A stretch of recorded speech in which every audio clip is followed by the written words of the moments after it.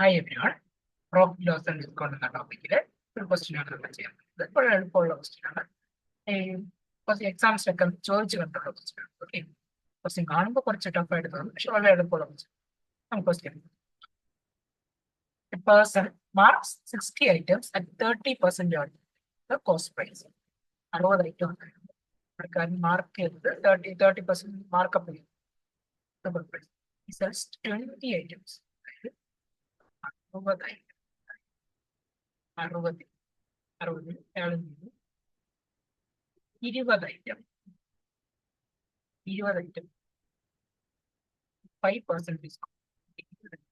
5% discount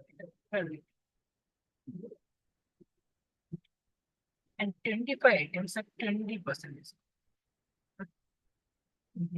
25 item 25% discount. ബാക്കി എത്ര ഉണ്ട്? ബാക്കി 20, 60, 20, 25 പോയാൽ ബാക്കി 15. What is the maximum discount? Top number decimal വരാത്ത ഒരു whole number can offer for the remaining items if you still get some profit. കുറച്ചെങ്കിലും പ്രോഫിറ്റ് കിട്ടാൻ റിമൈനിങ് ഐറ്റംസ്, അതായത് 15 ഐറ്റംസ് എത്ര ഡിസ്കൗണ്ടിലാണ് വിൽക്കുന്നത്? മാക്സിമം അയാൾക്ക് എത്ര ഡിസ്കൗണ്ട് വരെ കൊടുക്കാൻ പറ്റും? അയാൾക്ക് കുറച്ചെങ്കിലും പ്രോഫിറ്റ് കിട്ടണമെങ്കിൽ എത്ര ഡിസ്കൗണ്ട് വരെ അയാൾക്ക് കൊടുക്കാൻ പറ്റും? അതാണ് ക്വസ്റ്റ്യൻ ചോദിച്ചത്. ഓക്കെ, സ്റ്റാർട്ട് ചെയ്യാം. ഈ 60 നമ്മൾ 20, 25 പഠിച്ചായിട്ട് ഡിവൈഡ് ചെയ്ത് റേഷ്യോ വെച്ച് എഴുതുമ്പോൾ 20:25:15 വരുന്നതാണ് 4:3 സോറി 3 അല്ല 5 ആണ്. 4:5:3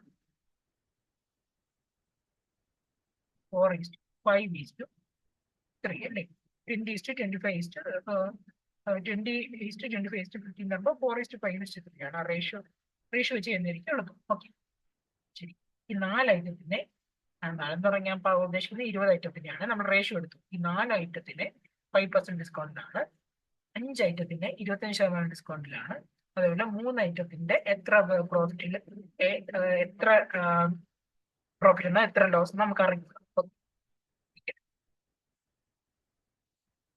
ഫസ്റ്റ് കേസ് ഞാൻ എല്ലാത്തിനും ഒരു ഐറ്റത്തിന് ശ്രദ്ധിച്ചോളാം. ഒരു ഐറ്റത്തിന്റെ CP ഞാൻ 100 രൂപയായിട്ട് എടുത്തു. ഓക്കെ, 60 ഐറ്റം ഉണ്ട്.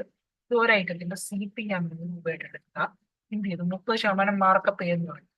അപ്പൊ 30% പ്രൈസ് കൂട്ടുമ്പോൾ എന്തൊരു 130 ആവും. 130 വെച്ചാൽ എന്താണ്? മാർക്ക് പ്രൈസ് ആണ്. CP 100 ആയിരുന്നതിനെ ഞാൻ മാർക്കപ്പ് എത്രയാണ്? 30%. അപ്പൊ 30% മാർക്കപ്പ് ചെയ്തപ്പോൾ എന്റെ മാർക്ക് പ്രൈസ് എത്രയായി? 130. ഓക്കെ, അതുവരെ ആർക്കും സംശയമില്ല.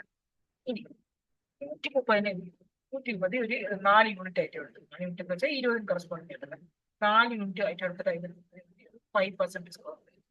അപ്പൊ 130 5% എന്ന് പറയുന്നത് 130 5% എന്ന് പറയുമ്പോൾ 130 10% എന്ന് വെച്ചാൽ 13 നമുക്കറിയാം. 130 10% 13. അപ്പൊ 5% എന്ന് പറയുമ്പോൾ എന്താണ്? 6.5 ഡിസ്കൗണ്ട്. അപ്പൊ 130 6.5 പോയി. SP എത്ര വരുന്നു? 23.5 രൂപയ്ക്ക് വിറ്റു. 6.5 കുറച്ചാൽ 123.5 വിറ്റു. അപ്പൊ ഇതിന്റെ പ്രോഫിറ്റ് എത്രയാണ്? 23 രൂപ 5 പൈസ, സോറി 50 പൈസ അല്ലെ? 3.5 rupees. ഇതാണ് പ്രോഫിറ്റ്. അതേപോലെ ഈ രണ്ടാമത്തെ കേസിൽ ഈ 5 ഐറ്റത്തിന്റെ എന്ത് ചെയ്തു?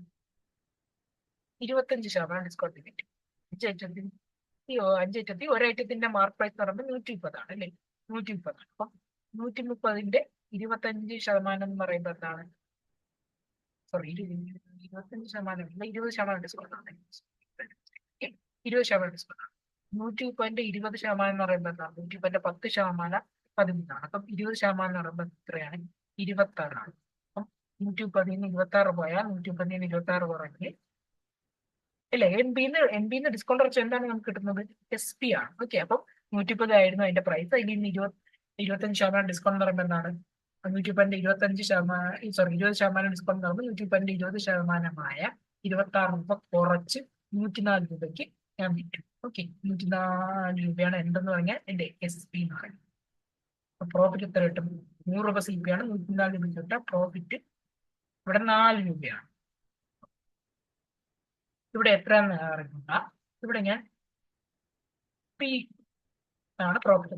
ഇവിടെ ആക്ച്വലി പ്രോഫിറ്റ് വരില്ല. കാരണം എന്ന് വെച്ചാൽ ഇപ്പൊ നമ്മൾ കണ്ടുപിടിക്കാൻ പോവാണല്ലോ. ഞാൻ ഇപ്പൊ എന്താണ് കണ്ടുപിടിക്കാൻ പോകുന്നത്? എത്ര ഈ റിമൈനിങ് 3 യൂണിറ്റുള്ള ഐറ്റംസ് എത്ര പ്രോഫിറ്റ്, എത്ര ഡിസ്കൗണ്ട് വരെ മാക്സിമം നമുക്ക് നിൽക്കാവുന്നതാണ്.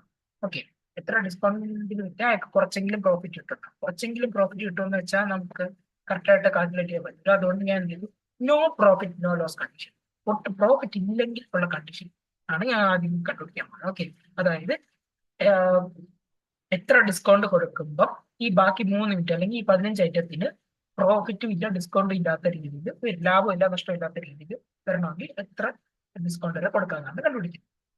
ഞാനപ്പോ ഈ 15 ഐറ്റം അല്ലെങ്കിൽ 3 യൂണിറ്റ് ഐറ്റത്തിന് ഞാൻ പി ആണ് ഓരോ ഐറ്റത്തിന്റെ പ്രോഫിറ്റ് വെച്ചാൽ 3 രൂപയാണ്. ഓക്കെ, അപ്പൊ ഫസ്റ്റ് കേസിൽ 4 യൂണിറ്റ് ഐറ്റം വിറ്റപ്പോൾ എനിക്ക് കിട്ടിയ പ്രോഫിറ്റ് വെച്ചാൽ 4 × 23.5.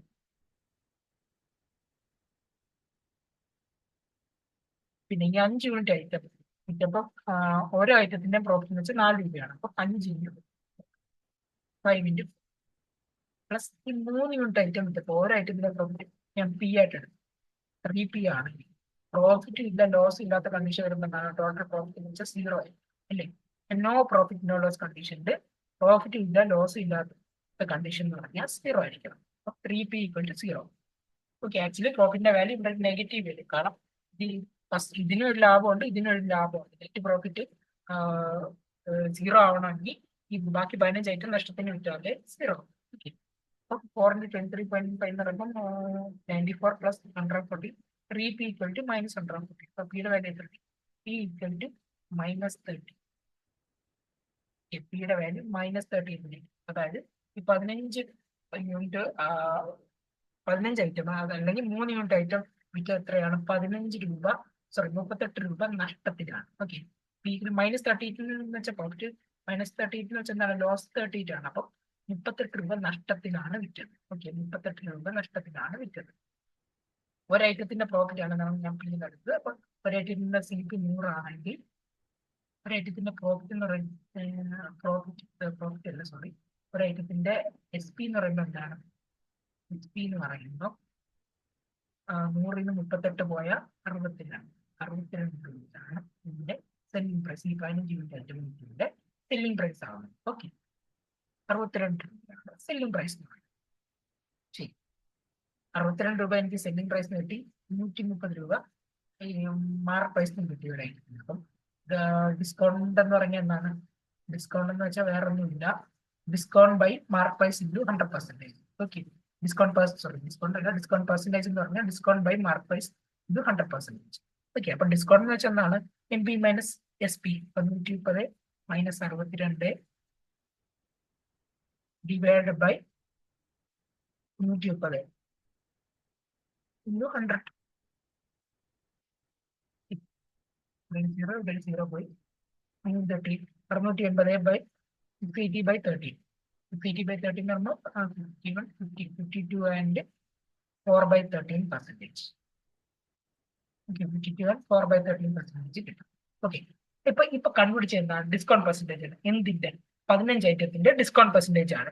എങ്ങനെയുള്ള ഡിസ്കൗണ്ട് പെർസെന്റേജ്? പ്രോഫിറ്റും ഇല്ല ലോസ് ഇല്ലാത്ത കണ്ടീഷനിൽ 15 ഐറ്റത്തിന്റെ ഡിസ്കൗണ്ട് പെർസെന്റേജ് ആണ് കണ്ടുപിടിച്ചത്. 52 ആൻഡ് 4/13.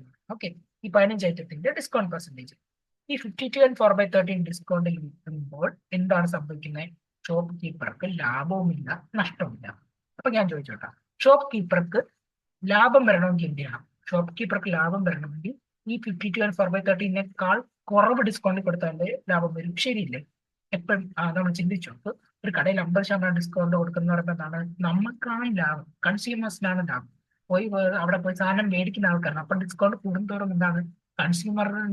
കൺസ്യൂമർക്ക് ബെനിഫിഷ്യലോ ഷോപ്പ് കീപ്പർക്ക് നഷ്ടമുണ്ടാവും. ഓക്കെ, അപ്പൊ ഇവിടെ പറഞ്ഞിരിക്കുന്നത് 52 നമ്മൾ കണ്ടുപിടിച്ചെന്ന് പറഞ്ഞാൽ 52 ആൻഡ് 4/13% ഡിസ്കൗണ്ടിന് വിൽക്കുകയാണെങ്കിൽ അയാൾക്ക് പ്രോഫിറ്റും ഇല്ല ലോസും ഇല്ല. അപ്പൊ 52 ആൻഡ് 4/13% മുകളിലായാൽ വിറ്റ് എന്ത് പറ്റും? അയാൾക്ക് നഷ്ടം ഉണ്ടാകും. 52 ആൻഡ് 4/13 ഡിസ്കൗണ്ടിന് താഴെ വിറ്റ്, അതായത് 52 ഡിസ്കൗണ്ടിനൊക്കെ വിറ്റ് അയാൾക്ക് ലാഭം ഉണ്ടാകും. 52 ആൻഡ് 4/13 ഡിസ്കൗണ്ടിന് മേലെ വിറ്റ അയാൾക്ക് നഷ്ടം ഉണ്ടാകും. ഓക്കെ, അപ്പം ഓപ്ഷൻ നോക്കുക. 4 ഓപ്ഷൻ ഏതാണ്? 52 ആണ് അല്ലേ? മാക്സിമം ഡിസ്കൗണ്ട് ഓഫർ ചെയ്യാൻ പറ്റുന്ന എത്രയാണ്? 52 ആണ്. ഓക്കെ, റൗണ്ട് റൗണ്ട് ഓഫ് ചെയ്യുമ്പോൾ 52 ഓക്കെ. 53 ആണെങ്കിൽ അയാൾക്ക് നഷ്ടം ഉണ്ടാവും. ഓക്കെ, അപ്പൊ 52 ആണ് അതിന്റെ ആൻസർ. ഓക്കെ, എല്ലാവർക്കും മനസ്സിലെന്ന് വിശ്വസിക്കുന്നു. ഇത് no profit no loss condition ആണ് 52 ആൻഡ് 4/13. അപ്പൊ ഇത് താഴെ നിൽക്കണം. ഈ ഓപ്ഷൻസിൽ 52 ആണ്, ഇത് തൊട്ട് താഴെയാണ്. ഓക്കെ, 52 ആണ്.